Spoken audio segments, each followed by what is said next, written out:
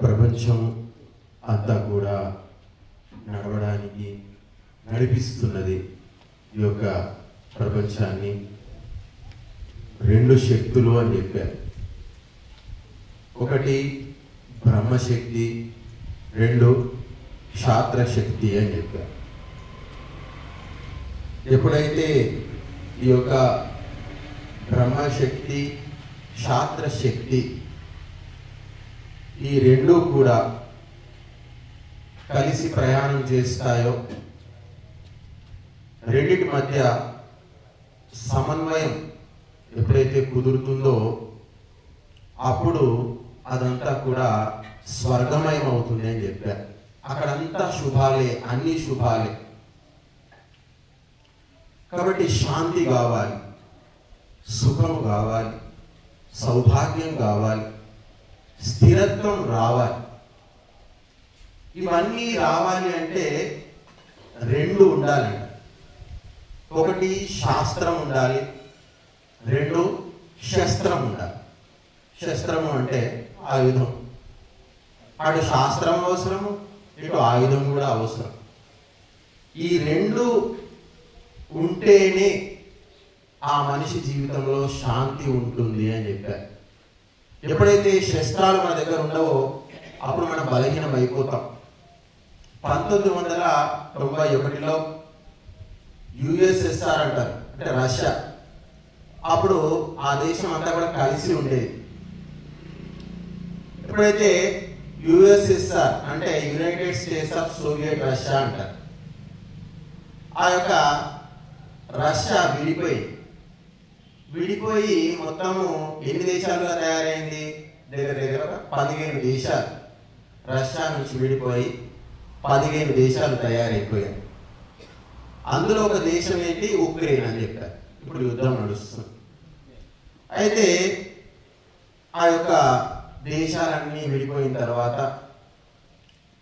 అందులో భాగంగా కలిసి ఉంది కాబట్టి యుక్రెయిన్, దాని దగ్గర కూడా అణ్వాయుధాలు ఉండేవి, మారణాయుధాలు ఉండేవి, మిసైల్స్ ఉండేవి. ఆ అణ్వాయుధాలు, మారణాయుధాలు చాలా పెద్దగా ఉండేవి.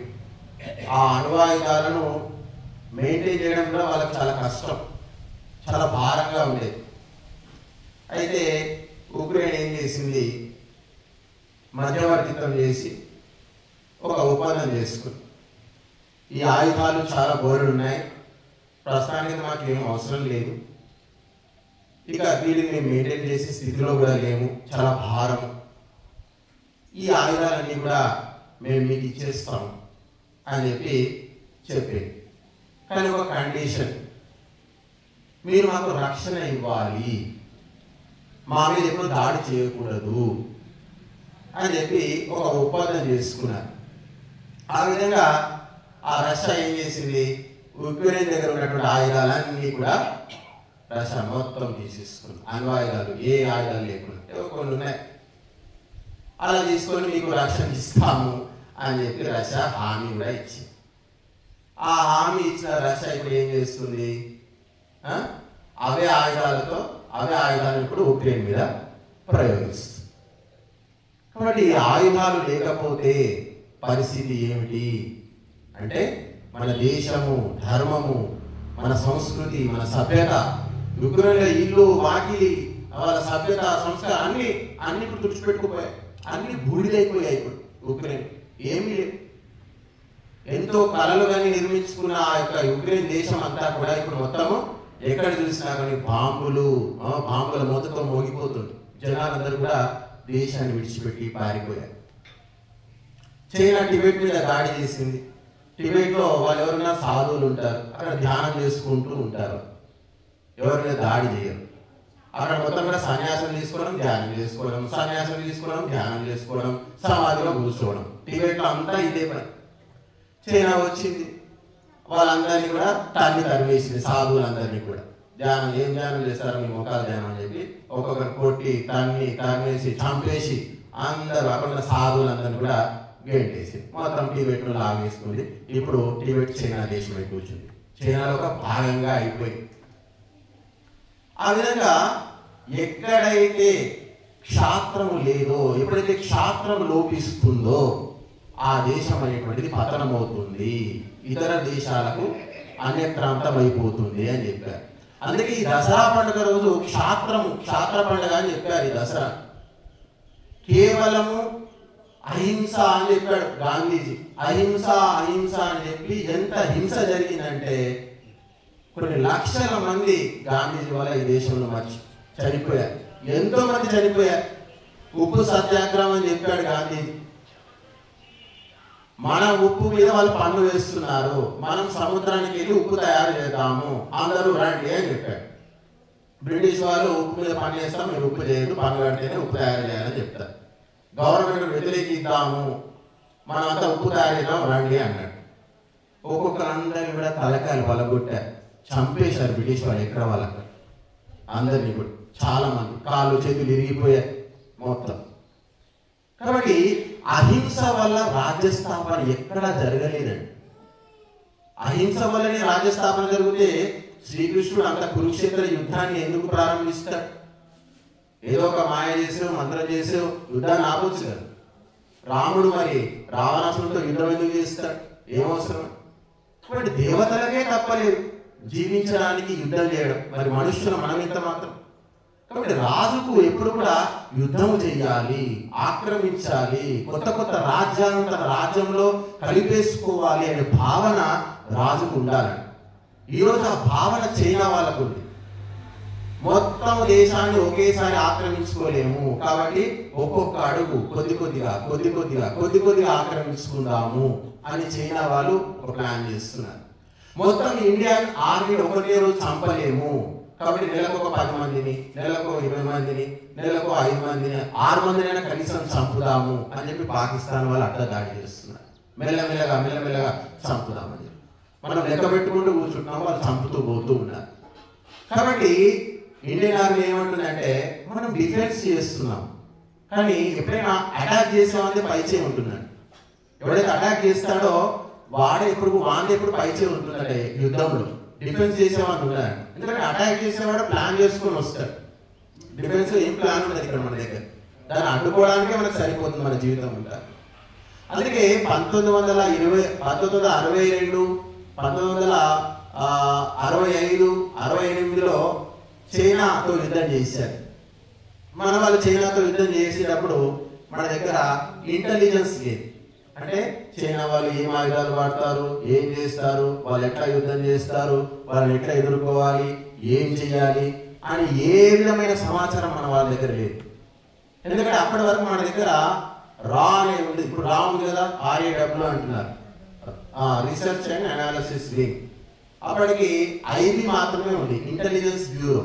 ఈ IB ఏం చేస్తుందంటే దేశంలో ఏం జరుగుతుంది, జనాలు ఎట్లా ఉన్నారు, అల్లర్లు ఎక్కడ జరుగుతున్నాయి, దేశంలో రాజ్యం ఎట్లా నడుస్తుంది, మన ప్రభుత్వానికి వ్యతిరేకత ఏమైనా ఉందా, IB ఈ పని మాత్రమే చేసేది ఇంటెలిజెన్స్ బ్యూరో.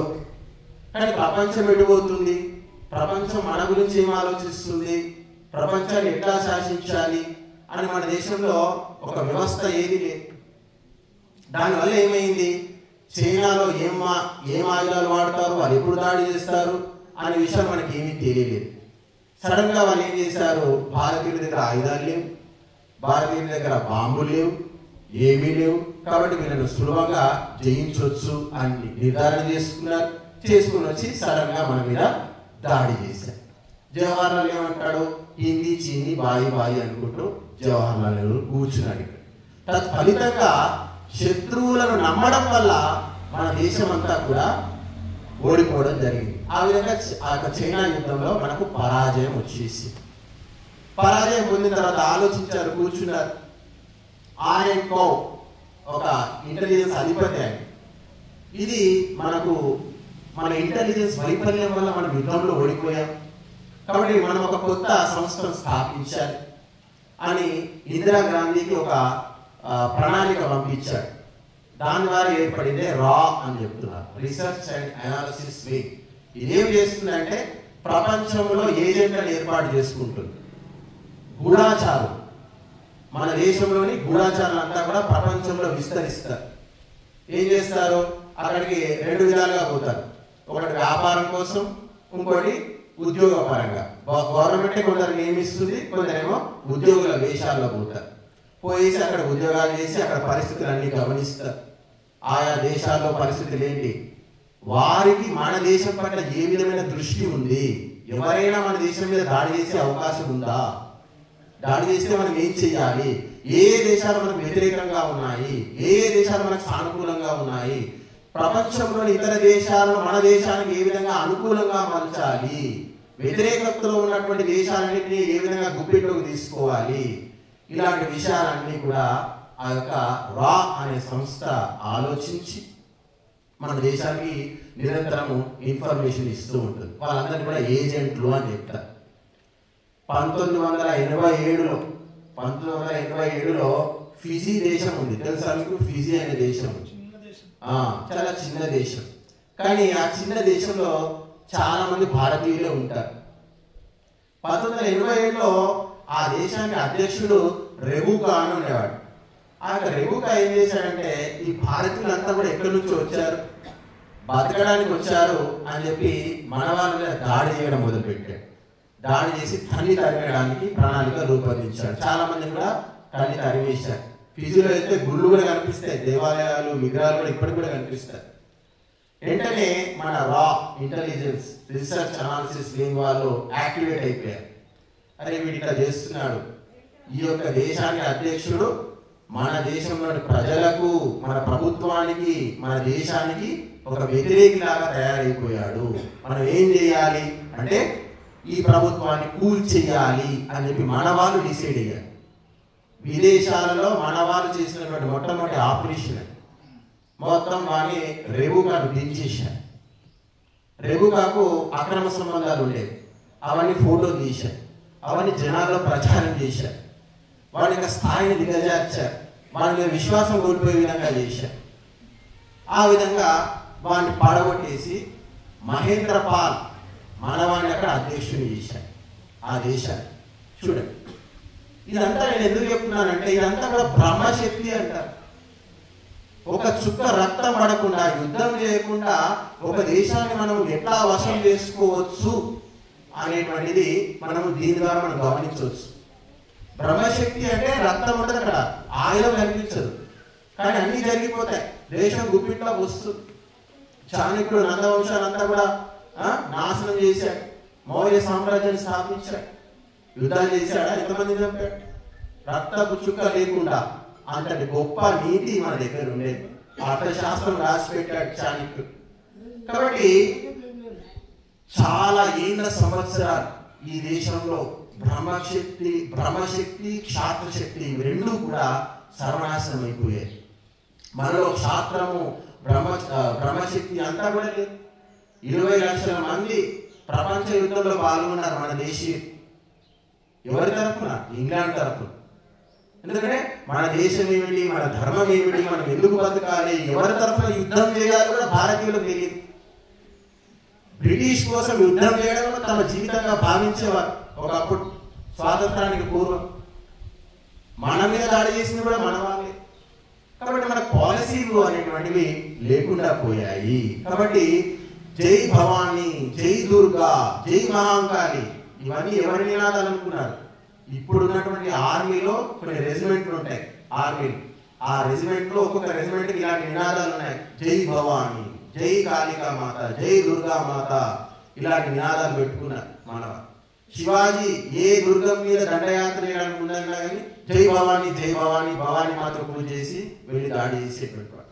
అల్లూరి సీతారామరావు దుర్గను పూజించేవారు, భవానీని పూజించేవారు. ఆ భవానీ విగ్రహం చూస్తే ఎట్లుంటుంది, రక్తం తాగే విధంగా ఉంటుంది. ఎన్ని చేతులు ఉంటాయి, అన్నిట్లో ఆయుధాలు ఉంటాయి.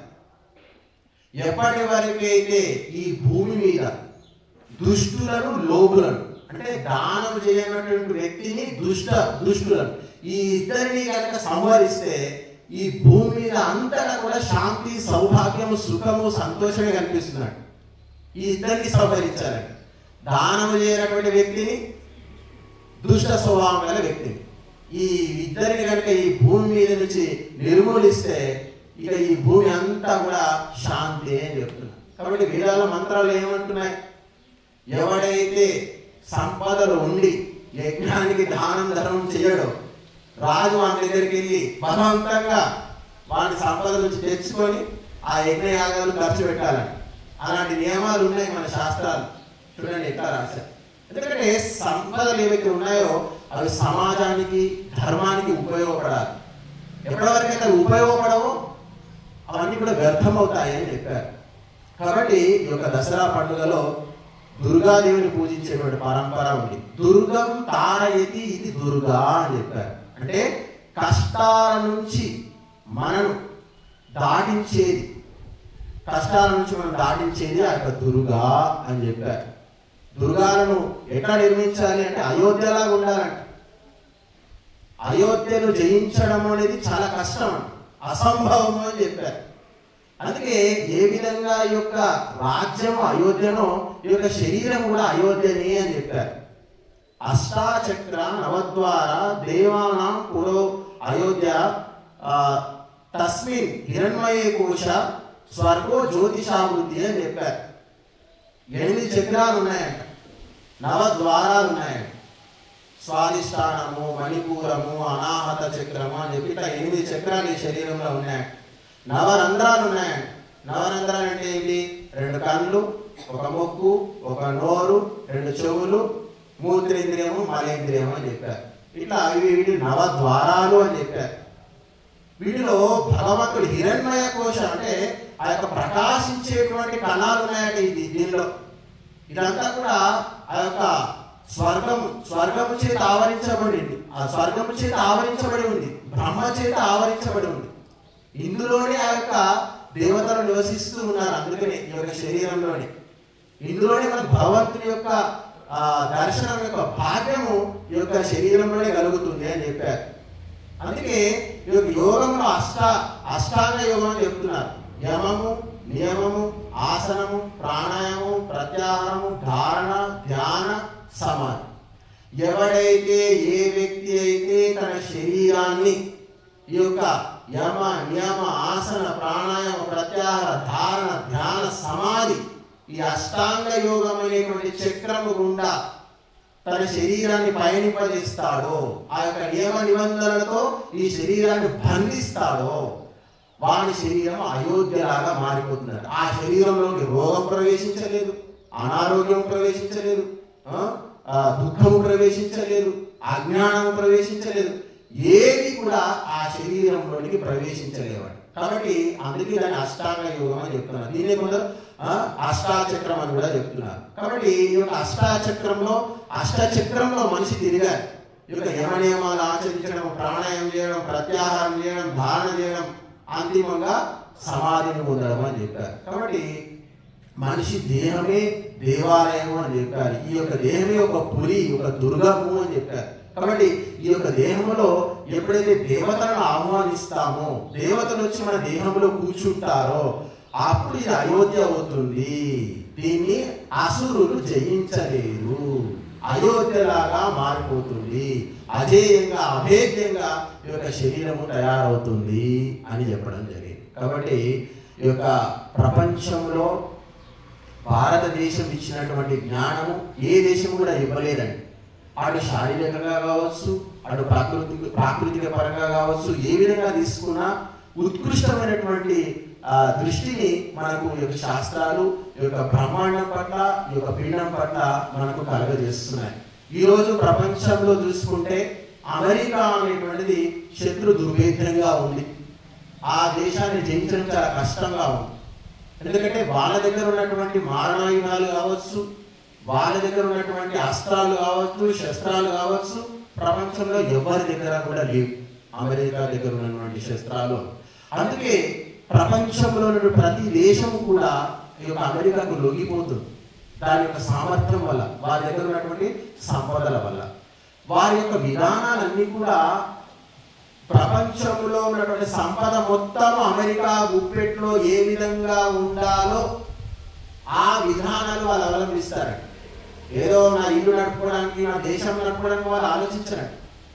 ప్రపంచాన్ని నడిపించాలి, ఎక్కడ నడిపించాలి, ప్రపంచాన్ని శాసించాలి. ఏ దేశాన్ని కావాలంటే ఆ దేశాన్ని నాశనం చేయాలి, ఏది కావాలంటే దాన్ని డెవలప్ చేయాలి. అది వాళ్ళు మాత్రమే చేయగలుగుతారు. ఎందుకంటే వాళ్ళ దగ్గర శాస్త్రము ఉంది, శస్త్రము ఉంది, రెండు ఉన్నాయి. వాళ్ళ దగ్గర ఉన్నంత ఇంటెలిజెన్స్, వాళ్ళ దగ్గర ఉన్నటువంటి ఆర్మీ మన వాళ్ళు పోరాటం చేయగలుగుతారు. అమెరికా సైనికుల కంటే కూడా యోధానులు మన దగ్గర ఉన్నాయి. కానీ ఒక అమెరికా సైన్యము, ఒక అమెరికా సైనికుడికి ఇచ్చేటువంటి ఆయుధాలు, ఆ యొక్క గన్స్ కావచ్చు, బుల్లెట్స్ కావచ్చు, ఆ బాంబులు కావచ్చు, అంతటి అత్యాధునికమైనటువంటి వెపన్స్ ఏవైతే ఉన్నాయో అవి మన ఇండియన్స్ దగ్గర లేదు. పాకిస్తాన్ ఏం చేస్తుంది? సియాచిన్ మీ అందరికీ తెలుసు. సియాచిన్ అంటే ఇక్కడ గడ్డ కడుతుంది. ఏ టైంలో మీరు వెళ్ళినా కానీ గడ్డ కట్టుకొని పోతారు.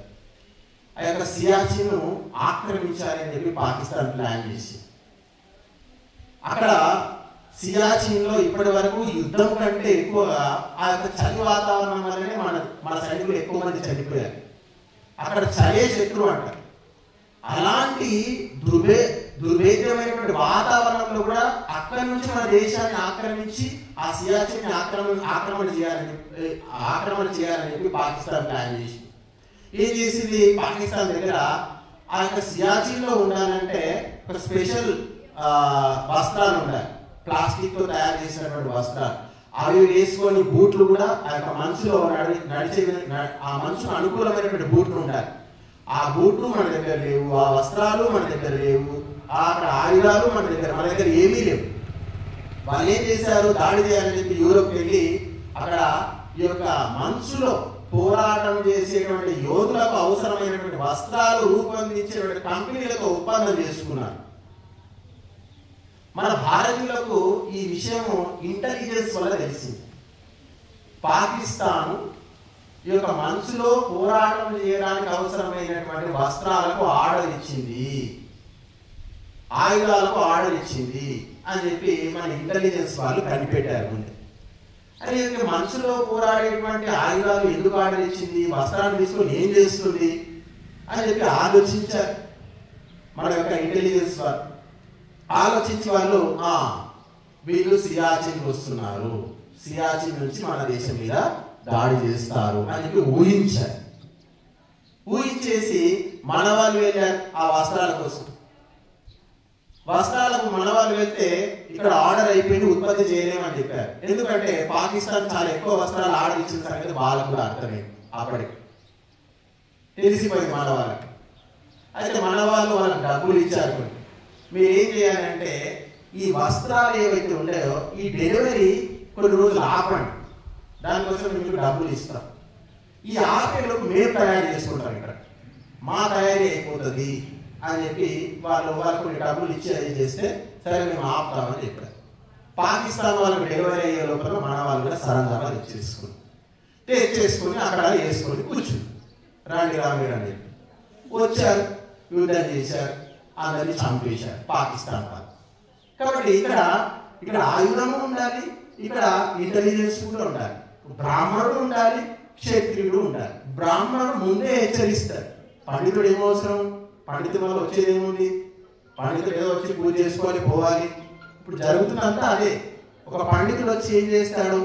ఇంట్లో ఏం లోపాలు ఉన్నాయి చూడాలి, ఎవరిలో ఏ లోపాలు ఉన్నాయి, ఇంట్లో ఏం తక్కువ ఉంది, ఏం ఎక్కువ ఉంది, ఏం బాధలు ఉన్నాయి, ఇంట్లో బాధల గల కారణం ఏమిటి, ఇవన్నీ కూడా ఆ పండితుడు చెప్పాలి ఆ యజమాని. ఈ ఉపాయాలతో మీ ఇంట్లో ఉన్నటువంటి బాధలను మీరు దూరం చేసుకోవచ్చు అని చెప్పి ముందే హెచ్చరించారు. అంటే పురోహితుడిని అగ్నితో సమానం అని చెప్పారు. ఏ విధంగా అగ్ని ముందుండి నడిపిస్తుందో పురోహితుడు కూడా ముందుండి అందరినీ నడిపించాలి అని చెప్పారు. అందుకే పురోహితుడు వచ్చినటువంటి ఆపదను తప్పించలేడు, కానీ రాబోయే ఆపదను ముందే చెప్పి హెచ్చరించగలుగుతాడు పురోహితుడు అని చెప్పారు. దీర్ఘకాలికంగా వచ్చేటువంటి ఆపదను ఆపగలుగుతాడు పురోహితుడు, కేవలం చెప్పగలుగుతాడు, చేయలేడు. చేయవలసినటువంటి బాధ్యత ఆ యొక్క యజమానికి ఉంటుంది. అదేవిధంగా బ్రాహ్మణుడు శాస్త్రాలు చదువుతాడు, శాస్త్రాలను అవసరం పట్టుకుంటాడు.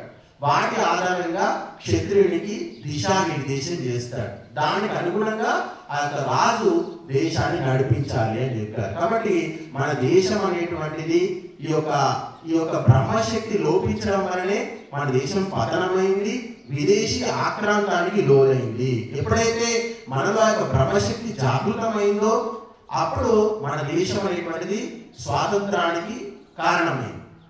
కాబట్టి ఆ యొక్క స్వాతంత్ర అపేక్ష కాంక్ష అంతా కూడా సుభాష్ చంద్రబోస్ మన దేశంలో అందరికీ కూడా రగిలించాడు. దేశం పట్ల భక్తిని, స్వాతంత్రం పట్ల అనురక్తిని సుభాష్ చంద్రబోస్ తన యొక్క ఉపన్యాసాల ద్వారా, తన యొక్క ప్రేరణ ద్వారా అందించాడు. ఎంతో మంది బ్రిటిష్ సైన్యంలో యుద్ధం చేస్తున్నటువంటి భారతీయ సైనికులు అందరినీ కూడా విదేశాల నుంచి తీసుకొచ్చి భారతీయ సైన్యాన్ని తయారు చేశాడు, ఇండియన్ ఫోర్స్ తయారు చేశాడు, ఇండియన్ ఆర్మీని తయారు చేశాడు. మొట్టమొదటిగా సుభాష్ చంద్రబోస్ వారి ద్వారా బ్రిటిష్ వాళ్ళ మీద దాడి చేశాడు. అందుకే బ్రిటిషర్స్ అంటారు, మీరు ఎందుకు భారతదేశంలో విడిచి వెళ్ళిపోయారంటే మేము గాంధీజీని చూసి భయపడలేదు, సుభాష్ చంద్రబోస్ని చూసి భయపడి ఈ దేశాన్ని వదిలిపెట్టి మేము వెళ్ళిపోయాము అని చెప్పి వాళ్ళు చాలా సందర్భంలో చాలాసార్లు కూడా చెప్పడం జరిగింది. కాబట్టి దేశం నడవాలంటే, ఇల్లు నడవాలంటే కేవలము అమ్మ ఉంటే సరిపోదు, స్త్రీలు ఉంటే సరిపోదు, పురుషుడు కూడా ఉండాలి. పురుషుడు ఉంటేనే ఇల్లు నడుస్తుంది. కేవలం స్త్రీతోనే నడుస్తుందని అందరూ అంటూ ఉంటారు. పురుషుడు లేనిది స్త్రీ యొక్క మనుగడ చాలా కష్టం. కాబట్టి ఆ యొక్క రాజు లేనిది, క్షాత్రము లేనిది ఆ యొక్క దేశం యొక్క మనుగడ కూడా కష్టము అని చెప్పారు. కాబట్టి దుర్గాదేవి రకరకాల ఆయుధాలు పెట్టుకొని తన చేతుల్లో శోభిస్తూ ఉంటుంది. ఎందుకంటే ఆ యొక్క దుష్టులు ఎవరైతే సమాజానికి కంటకులుగా మారుతారో వాళ్ళందరినీ కూడా సంహరించి వాళ్ళ రక్తం తాగుతున్నాడు.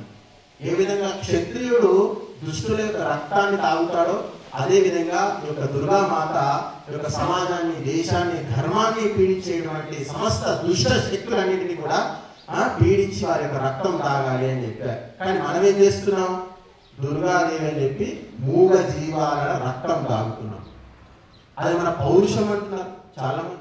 మీరు ఆ కోల్కతాలో చూడండి, కోల్కతాలో మేకలు ఎట్లా బలిస్తారు. అక్కడ పంతులే పండాలని ఉంటారు. వాళ్ళే కన్నీ తీసుకొచ్చి చిన్న చిన్న గొర్రె పిల్లలు, మేక పిల్లలు నరుకుతా ఉంటారు. యూట్యూబ్లో ఉన్నాయి, మీరు చూడండి. అక్కడ కాళికామాత అయితే కాళికామాత అని చెప్పి అంటూ ఉంటారు. ఏముంది బంగ్లాదేశ్ వాళ్ళు వచ్చి అటాక్ చేశారు. ముస్లింలంతా వచ్చి బెంగాల్ మీద మానవహోమం సృష్టించారు. 10 లక్షల మంది, చాలా మంది చచ్చిపోయారు. ముస్లింలు వచ్చి అటాక్ చేసినప్పుడు అందరూ పారిపోయారు. మొత్తం ఎక్కడ వాళ్ళు అక్కడ బెంగాల్. ఇన్ని రోజుల నుంచి కాళికామాత పూజించి మీలో శక్తి ఎక్కడా లేదు. భారతదేశంలో అత్యధిక నైట్ క్లబ్లు ఎక్కడున్నా తెలుసా మీకు? కోల్కతాలో నైట్ క్లబ్స్. అంటే దీని తాగి మజా చేసి, డాన్స్ చేసి ఎంజాయ్ చేస్తారు. ఎక్కడ? కోల్కతాలో 2000 పైచీకుల నైట్ క్లబ్స్ ఉన్నాయి.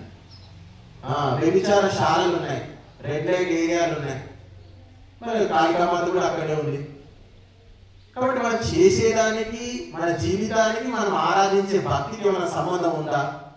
దుర్గా అంటే దుష్ట శక్తిని సంహారం చేయడం. అది సమాజంలో కావచ్చు, మన ఆంతరికంగా కూడా కావచ్చు. ఆంతరికంగా ఉన్నటువంటి ఈ యొక్క మాంసాహారము, మద్యపానము, జూదము, వ్యభిచారము ఇవన్నీ కూడా ఆంతరికమైనటువంటి కుసంస్కారాలు అని చెప్పారు. వీటన్నిటిని కూడా సంహరించాలి. ఎప్పుడైతే మనలో బ్రహ్మశక్తి జాగృతం అవుతుందో మనలో ఆంతరికంగా ఉన్నటువంటి కుసంస్కారాలన్నీ కూడా సర్వనాశనం అవుతాయి అని చెప్పారు. కాబట్టి వాటి మీద అంకుశంలాగా పనిచేస్తున్నారు. కాబట్టి మనమంతా కూడా ఈ యొక్క దసరా నాడు మనలోని కుసంస్కారాలను సంహరించి సమాజంలో ఉన్నటువంటి కలుషితాన్ని నాశనం చేయడానికి ఈ యొక్క అగ్నిహోత్రం చేసి అటు మానసిక పవిత్రను, ఆధ్యాత్మిక శక్తిని, సామాజిక ఉన్నతిని కూడా పొందేటువంటి గొప్ప పండుగ ఈ యొక్క అగ్నిహోత్రము, ఈ యొక్క నవరాత్రి ఉత్సవాలని మనకు చెప్పడం జరిగింది. కాబట్టి అగ్నిహోత్రము చేయడం వల్ల ఈ యొక్క ఋతు సంధులలో ఏర్పడినటువంటి ఋతు సంధి అని చెప్పారు. ఈ యొక్క వర్ష ఋతువు పోయి శరద్ ఋతువు వస్తుంది. ఈ రెండింటి మధ్య సంధికాలము అని చెప్పారు. సంధికాలంలో చేసేటువంటి అగ్నిహోత్రం వల్ల సంధికాలంలో ఏర్పడేటువంటి రోగాలన్నీ శమించబడతాయి అని చెప్పారు. దీనివల్ల వాతావరణ శుద్ధి జరుగుతుంది, శారీరక శుద్ధి కూడా జరుగుతుంది, మానసిక పవిత్రత ఏ విధంగా వస్తుంది అంటే ఉపవాసం ద్వారా మానసిక పవిత్రత వస్తుంది అని చెప్పారు. ఉపవాసము ద్వారా శరీరము తేలిక అవుతుంది, మనస్సులో సాత్వికత అనేది వస్తుంది అని చెప్పారు. ఈ యొక్క ప్రాయశ్చిత్తం అనేటువంటిది ఉంది. ప్రాయశ్చిత్తం చేసుకో అని చాలా మంది అంటూ ఉంటారు. చేసినటువంటి పాపాలకు ప్రాయశ్చిత్తం అంటే, ప్రాయశ్చిత్తం అంటే తపస్సు చేస్తాను, తపస్సు చేయడము, తపస్సు చేస్తానని చెప్పి నిర్ణయించుకోవడం మనసులో, దాన్ని ప్రాయశ్చిత్తం అని చెప్పారు. ఏ విధమైనటువంటి తపస్సు? తపస్సు అంటే వాడు ఏం చేస్తాడు, పొద్దున్నే లేచి చలిన స్నానం చేయడము, ఇంకా ఎండలో కూర్చోవడము, చుట్టూ పంచాగ్ని అని చెప్పి అగ్గులు పెట్టుకుని అగ్ని మధ్యలో కూర్చోవడము, అగ్గుల మీద నడవడం, ఇది కాదండి. వీటి వల్ల మానసిక పవిత్రత రాదు మనిషి. శారీరకంగా శరీరం అనేటువంటిది ఇబ్బందులకు గురవుతుంది. తపస్సు ఎంతవరకు చేయాలి? మానసిక శుద్ధికి ఎంతవరకు అయితే అవసరమో అంతవరకే మనం తపస్సును ఆచరించాలి. శరీరాన్ని నాశనం చేస్తే వచ్చేది ఏముంది? నెల రోజులు మనం తిండి పెట్టకుండా చనిపోతాడు. జైలులో శరీరానికి తిండి పెట్టకుండా చంపేస్తారంట, చనిపోతారు జైలులో. అదే మనకు గాంధీ నేర్పించాడు. ఉపవాసం అహింస అని చెప్పి నిరాహార దీక్ష నేర్పించి దేశాన్ని మొత్తం సర్వనాశనం చేశాడు. శత్రుడు తినకపోతే దేశం కోసం ఎట్లా పోరాటం చేస్తాడు? కాబట్టి మనమంతా కూడా అవైజ్ఞానికమైనటువంటి అశాస్త్రీయమైనటువంటి విధానాలన్నీ కూడా మనము వదిలిపెట్టాలి. ఈ యొక్క దుర్గామాత యొక్క దీక్ష తీసుకున్న వాళ్ళు చాలా మంది ఉన్నారు. సమాజాన్ని ఉద్ధరించడానికి, దేశాన్ని సంస్కరించడానికి అందరూ కూడా దుర్గా దీక్ష తీసుకోవాలి. సమాజం మన సంస్కృతి మీద యుద్ధం జరుగుతుంది, మన సంస్కారాల మీద యుద్ధం జరుగుతుంది, మన యొక్క సాంప్రదాయాల మీద యుద్ధం జరుగుతుంది. మరి వీటి మీద పోరాడే వాళ్ళు ఎవరు లేరు. కేవలము దీక్ష అంటే రంగు బట్టలు మార్చడము, ఇల్లు కాకుండా బయట పోయి ఎక్కడో పండుకోవడం, ఇంట్లో పండుకోవడం, బయట పండుకోవడం, ఇంట్లో స్నానం చేసేవాళ్ళు బయట స్నానం చేయడం, ఇంట్లో తినడం, బయట తినడం, ఇదే దీక్షలాగా మారిపోయింది ఇప్పుడు అంతా కూడా సమాజం.